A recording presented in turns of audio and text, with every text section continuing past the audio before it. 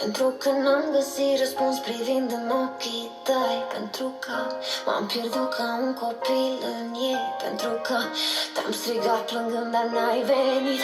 Am să dezbrac săruturile în care m-ai învelit, pentru că m-ai lăsat la agonie în extaz. Și până în ultima secundă ai spus eu nu te las, pentru că mi-ai pictat tot cerul cu lumini și apoi ai stins cu ploaie chiar și ultimul senin.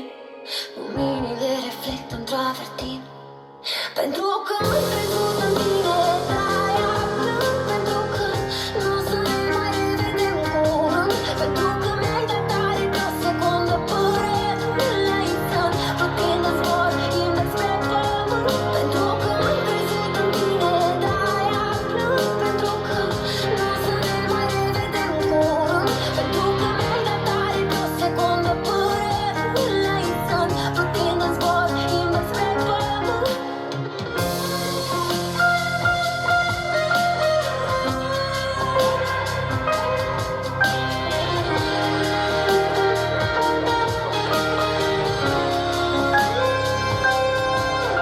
Ploua cu înger din cer, nu-i cernion. Avea ochii tăi ca cerul bleu, rămași cu ochii în soare. Tenurii din zare bufeau de furtuni de nisoare.